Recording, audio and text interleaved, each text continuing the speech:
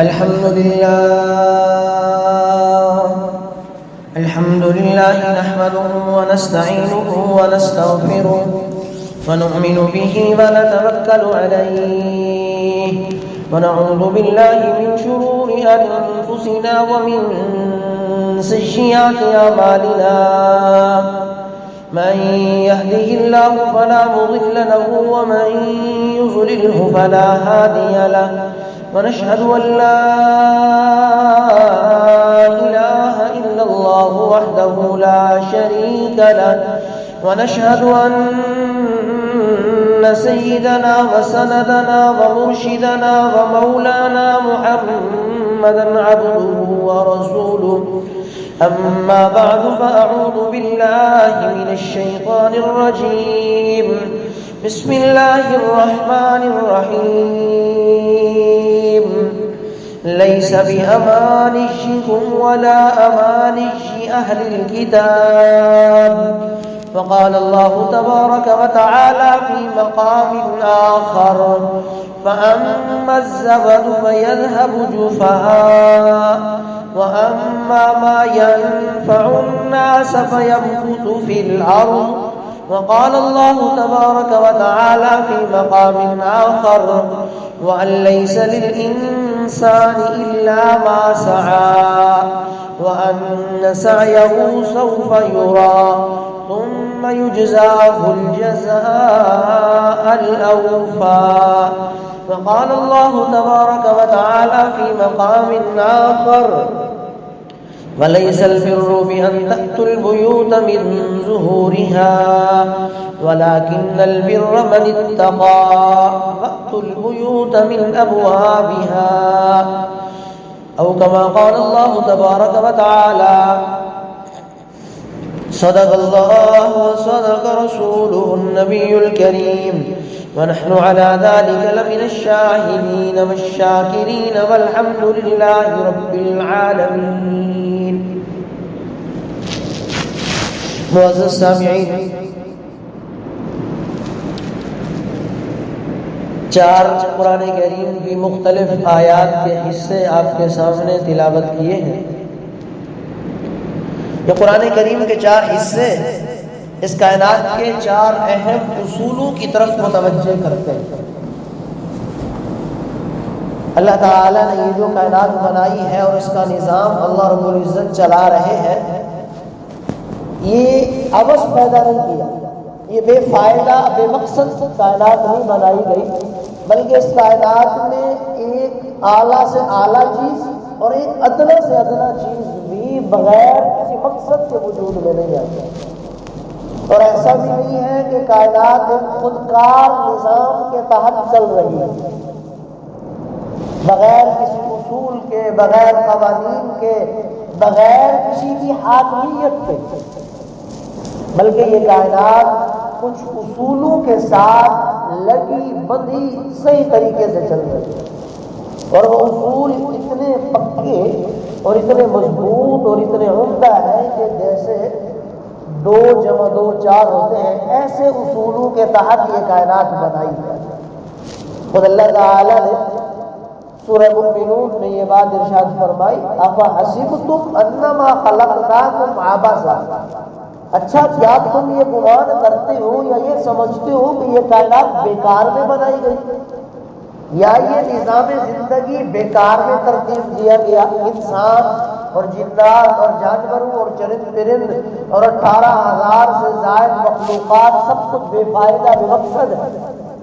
نہیں، ایسا نہیں ہے، بلکہ اس کائنات کو، اس نظام کو، اس انسانی کائنات کو اللہ نے ایک مقصد کے تحت پیدا کیا. اور یہ 4 آیتیں جو میں نے آپ کے سامنے پڑھی ہیں وہ اللہ تعالیٰ کے اصول کو بیان کر رہی ہیں. پہلی آیت 5ویں پارے کی آیت ہے، سورۃ نساء کی آیت. اللہ رب العزت نے فرمایا لیس بامانیکم، یہ اللہ کے جو آسمانی فیصلے ہیں، یہ جو اللہ کی باتیں ہیں، یہ اللہ کے اصول ہیں، یہ تمہاری خواہشات کے مطابق کائنات نہیں چلائی جائے گی.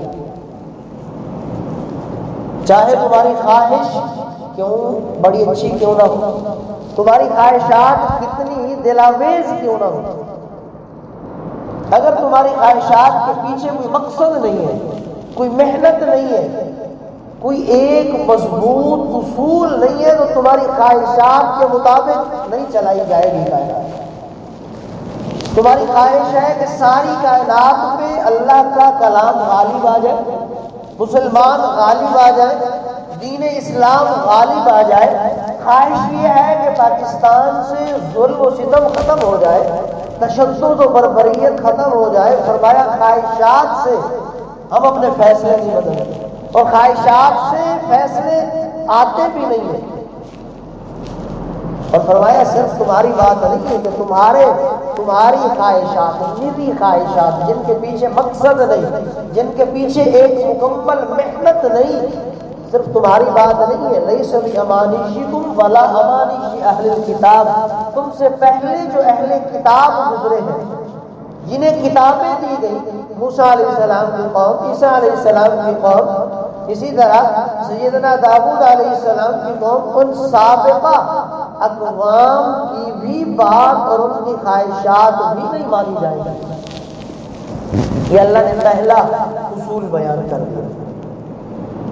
ہم خواہش روز دعا مانگے، یا اللہ امریکہ کو برباد کر دے، برطانیہ کو برباد کر دے، یورپ کو تباہ و برباد کر دے، تو رو رو کے ہمارے ائمہ حرم کی آنکھیں سوکھ گئی۔ جمعے والے دن پوری دنیا میں مسلمان اجتماعی بد دعائیں دیتے ہیں، لیکن اللہ نے ان بد دعاؤں کے پیچھے کام نہیں رکھا، اس لیے کہ وہ بد دعائیں قرآن پڑھ کر دی نہیں، قرآن کو سمجھ کر اللہ سے مانگا ہی نہیں۔ ہمارے ہاتھ شل ہو جائیں، آنکھیں رو رو کے سوکھ جائیں، لیکن یہ بات یاد رکھیں خواہشات پر فیصلے تبدیل نہیں ہیں۔ اللہ اپنے نظام کائنات کو خواہشات کے پیچھے نہیں چلائے گا۔ جس خواہش کے پیچھے مقصد نہ ہو، جس خواہش کے پیچھے ایک نظام نہ ہو، اس کے پیچھے ایک محنت نہ ہو، اس کے پیچھے ڈسپلن نہ ہو، لوگوں کی ترتیب نہ ہو، ایسی خواہشات پر، چاہے وہ دنیا کی خواہشات ہو یا دین کی خواہشات ہو، فرمایا ان خواہشات کو بے مقصد خواب کو کہا جاتا ہے، بے موقع کی باتیں کو کہا جائے گا، ایک ایسی سوچ کہا جائے گا جو چند لوگوں کی ہے، گروہ کی ہے، قوم کی ہے، قبیلے کی ہے، خاندان کی ہے۔ لیکن اللہ فرما رہے ہیں ان خواہشات کی وجہ سے ہم نظام عالم کے اندر تبدیلی نہیں لائیں گے، ہم کائنات کے نظام کو بدلیں گے نہیں۔ بڑے ستم ہو رہے ہیں، بڑے ظلم ہو رہے ہیں، لوگوں کو کاٹا جا رہا ہے، پیٹا جا رہا ہے، مہنگائی سے لوگ مر رہے ہیں، خودکشیاں کر رہے ہیں۔ خواہشات ہے کہ مہنگائی ختم ہو جائے، ملک میں امن و امان کا نظام آ جائے، صالح حکمران آ جائے۔ فرمایا یہ خواہشات اگر بغیر مقصد کے ہیں تو کبھی پوری نہیں ہوتی۔ یہ اللہ رب العزت کا اصول ہے۔ دوسری آیت جو میں نے تلاوت کی ہے سورۃ الرعد کی آیت ہے، 13ویں پارے میں اللہ تعالیٰ نے فرمایا فَأَمَّا الزَّبَدُ فَيَذْهَبُ جُفَاءً، وہ قومیں، وہ لوگ، وہ کام جن کے پیچھے نفع نہیں ہے، جن قوموں سے نفع نہیں ملتا، جن کاموں سے امت کو نفع نہیں ملتا، انسانیت اس کام سے نفع نہیں حاصل کر سکتی، فرمایا وہ قومیں، وہ کام، وہ لوگ، وہ سب کچھ ایک جھاگ کی طرح ہے۔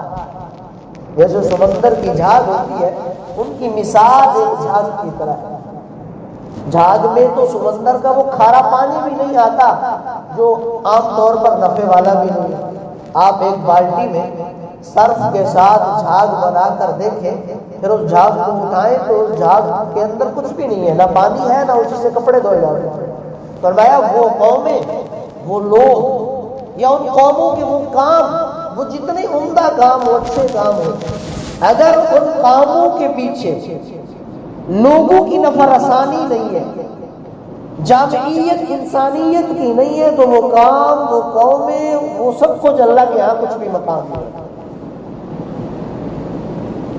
اس استحقاق کی بنیاد پر کہ جو قومیں کام کرتی ہیں وہ انسانیت کے فائدے کے لیے جو بھی کام کرتی ہیں، اسی استحقاق پر اللہ دوام بخشے گا۔ اس میں فرمایا وَأَمَّا مَا يَنْفَعُ النَّاسَ، دائم کون لوگ ہوں گے، ہمیشہ کون لوگ ہوں گے، ما ينفع الناس، جو لوگوں کو فائدہ پہنچائے، کسی بھی حوالے سے انسانیت کی خدمت کرنے والے لوگ فَيَمْكُثُ فِي الْأَرْضِ فرمایا انہیں زمین میں ٹھہرایا جائے گا، انہیں دوام بخشا جائے گا، انہیں تسخیر کائنات کر دی جائے گی۔ دنیا کی کسٹوڈین ان لوگوں کے حوالے کی جائے گی جو لوگ اللہ کی اس کائنات میں لوگوں کے لیے نفع کا سوال کریں۔ ہم مسلمان ہیں، ہمارے لیے دو صورتیں تھیں۔ پہلی صورت تو یہ تھی کہ ہم دنیا میں آئے، دنیا کے کام کاج میں جت جاتے، مصروف ہو جاتے، سائنس اور ٹیکنالوجی کے دور میں آئے، کوئی شعبہ کوئی کام ایسا نہ چھوڑتے جس میں اسلام کے مسلمان نہ۔ ہمارے ہاں انجینئر سب سے بڑے ہوتے، ڈاکٹر سب سے بڑے ہوتے، سائنسدان سب سے بڑے ہوتے، ہم لوگوں کے نفع کے لیے چیزیں بنا کر انہیں دیتے، یہ ہمارا ایک کام ہے۔ لوگوں کے فائدے کے لیے چیزیں ایجاد کرتے، لوگوں کے فائدے کے لیے کوئی ان کی خدمت کرتے، کوئی رفاہی کام کر جاتے، کوئی فلاحی کام کر جاتے، کوئی ایسا کام کر جاتے کہ جو استحقاق کا سبب بنتا کہ ان مسلمانوں کو دباؤ ہو۔ پوری دنیا میں اجتماعی طور پر مسلمان کو دیکھ لیں، ہم مسلمانوں نے کتنی فیصد لوگوں کو فائدہ پہنچایا اجتماعی طور پر۔ ہمارے ہاں کتنے لوگ ہیں جنہوں نے ڈیوائسز ایجاد کی، جنہوں نے اچھی چیزیں ایجاد کی۔ پرانے زمانے میں کچھ لوگ تھے مسلم سائنسدانوں میں، ابراہیم الہیثم تھا، کندی تھا، اس طرح کے کچھ اور تھے، غزنوی تھا، یہ کچھ لوگ تھے، جابر بن حیان تھا، ابو جعفر صادق تھے، یہ وہ لوگ تھے جنہوں نے کچھ چیزیں ایجاد کی۔ اس کے بعد اب کے زمانے میں مسلمانوں نے اس امت کو خاص نفع نہیں پہنچایا۔ دوسری صورت یہ تھی کہ اگر ہم دنیا کے کام میں آگے نہیں آئے، ہم نے فائدہ نہیں پہنچایا، تو پھر آخرت کے کاموں میں ہمارا کیا کردار ہے؟ پھر آخرت کے کاموں میں ہمارا فائدہ ہونا چاہیے کہ ہم امت کو کچھ دے کر جائیں، لوگ ہمارے چہرے کو دیکھیں، ہمارے جسم کو دیکھیں تو وہ یہ کہیں گے یہ خدا ترس جا رہا ہے، ہمیں دیکھ کر کہیں کہ اگرچہ انہوں نے دنیا میں ترقی نہیں کی، انہوں نے دنیا کی چیزیں لوگوں کو نہیں دی، لیکن یہ وہ لوگ ہیں جو معاشرے کے اندر سچائی کو پھیلا کر دیں۔ کیا بحیثیت مجموعی ہم ایسے ہیں کہ لوگ کہیں کہ مسلمانوں میں سچائی کے علاوہ کچھ نہیں ہے؟ ایسا ہے کیا؟ ایسے ہیں کہ لوگ کہیں مسلمان جھوٹ نہیں بولتے، مسلمان سود خور نہیں ہے، مسلمان شرابی نہیں ہے، مسلمانوں میں چوری نہیں ہے، مسلمانوں میں عدل و انصاف کی کمی نہیں ہے؟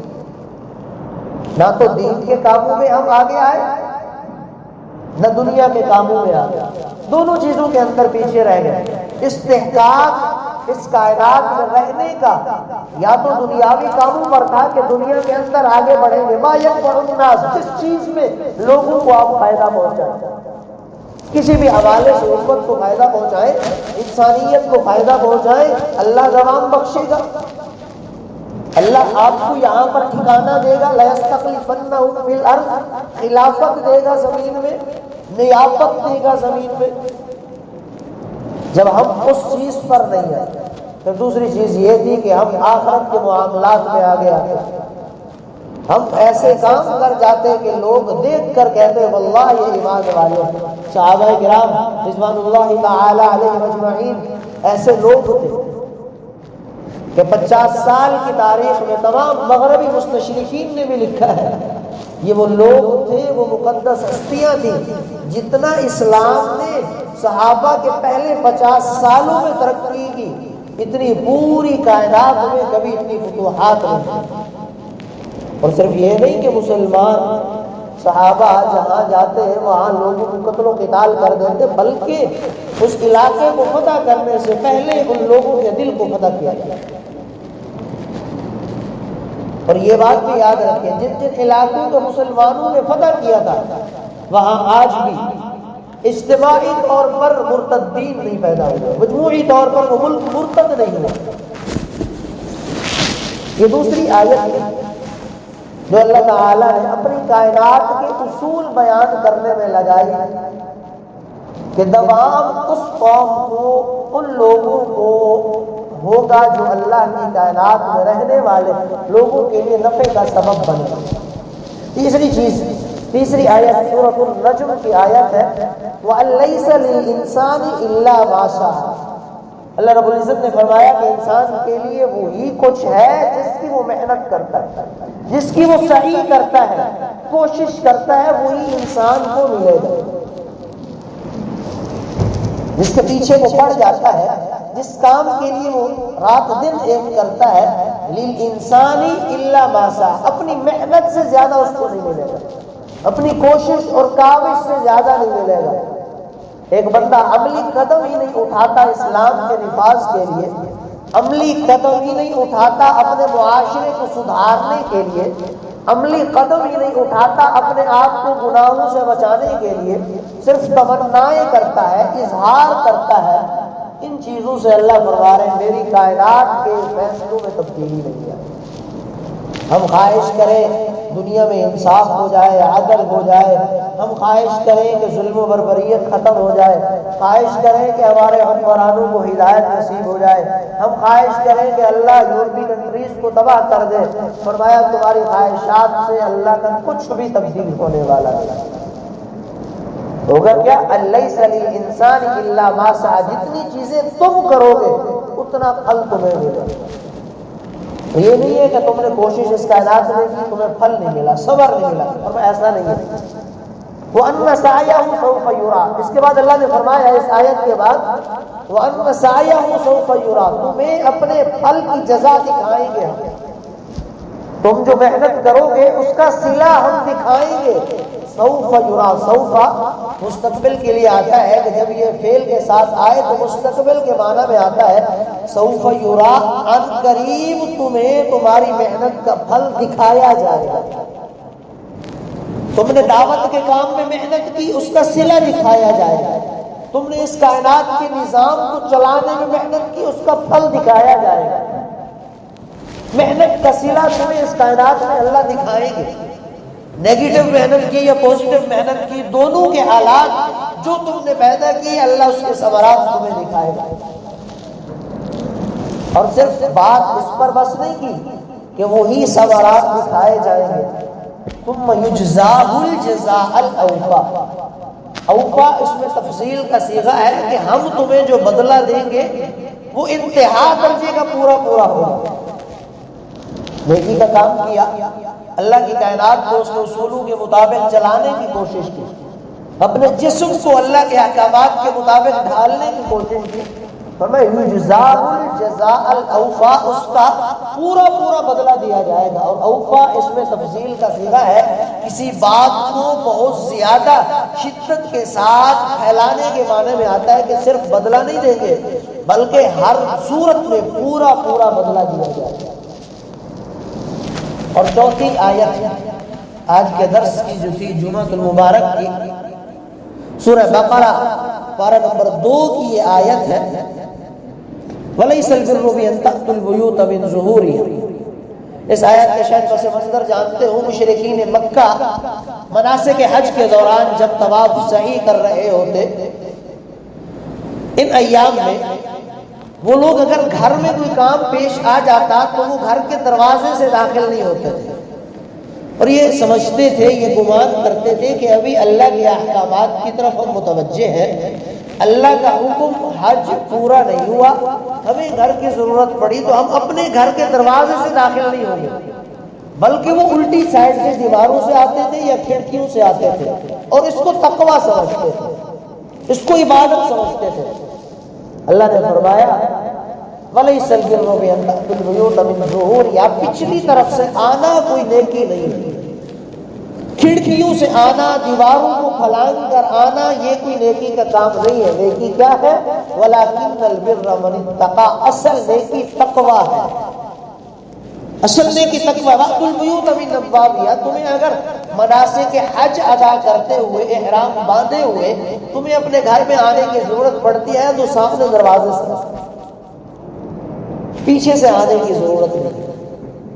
یہ چوتھی آیت اس جمعہ المبارک کی ہے جس میں اللہ نے یہ اصول بتلا دیا کہ نیکی کا کام وہی ہے جس کا حکم اللہ نے دیا، تم جس کو سمجھ رہے ہو کہ یہ نیک کام ہے وہ نیک کام نہیں۔ نیکی کے کام تمہارے فہم اور سمجھ کے مطابق نہیں ہے۔ وہ 1400 سال پہلے اللہ رب العزت نے سرکار دو عالم صلی اللہ علیہ وسلم کی زبان اقدس سے بتلا دیے کہ نیکی کے کام کیا کیا، کون کون سے کام نیکی کے اور کس کس انداز میں کرنے ہیں۔ یہ بات بھی یاد رکھیں، نیک کام اپنی مرضی سے بھی کرنے کی اجازت نہیں ہے۔ کوئی بندہ مغرب کی نماز کی 3 رکعتیں ہیں، اب 3 کی جگہ پہ 4 پڑھ لے، چوتھی رکعت میں بھی قیام ہے، اس میں رکوع بھی ہے، سجدے بھی ہے، حالانکہ بحیثیت نفس حیثیت سے دیکھا جائے تو کھڑے ہو کر قیام کرنا عبادت ہے، رکوع کرنا عبادت ہے، سجدہ کرنا عبادت ہے، لیکن اس نے اپنی مرضی سے ایک کام کو نیک سمجھا، اللہ کے یہاں اس کی نماز ہی نہیں ہوگی، اس کو دوبارہ نماز پڑھنی پڑے گی۔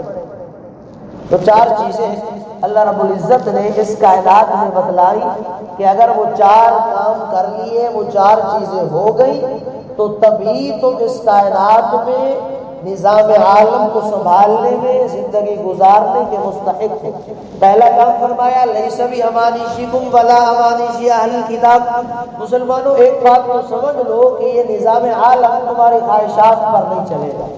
تم خواہش کرو کسی کی تباہی کی، بربادی کی، ظلم و ستم کے ختم ہونے کی، اگر خواہش کے پیچھے مقصد نہیں ہے، خواہش کے پیچھے ایک عمدہ محنت نہیں ہے، تو تمہاری خواہشات پر اللہ نظام نہیں چلائے گا۔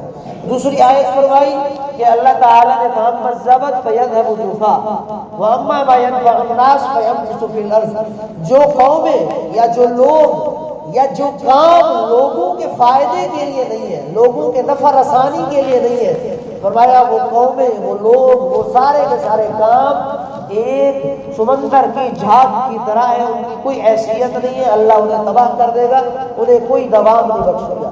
تیسری آیت سورۃ النجم کی فرمایا وَأَن لَّيْسَ لِلْإِنسَانِ إِلَّا مَا سَعَىٰ، انسانوں کو وہی کچھ ملے گا جس کی وہ خود کوشش کریں گے، جس پہ محنت کریں گے، جس کی کوشش نہیں، محنت نہیں، خالی تمنائیں ہیں، خالی اظہار ہے، خالی اس کی دعائیں ہیں، لمبی لمبی دعائیں ہیں، راتوں کو اس کے لیے ٹھہرنا ہے، محنت اور کوشش نہیں ہے، اس کے پیچھے ہارڈ ورکنگ نہیں ہے، فرمایا اس میں بھی کچھ حصہ نہیں ہے۔ اور چوتھی آیت اللہ تعالیٰ نے سورہ بقرہ کی فرمائی کہ نیکی وہ ہے جو اللہ نے بیان کی، اور وہ تقویٰ ہے۔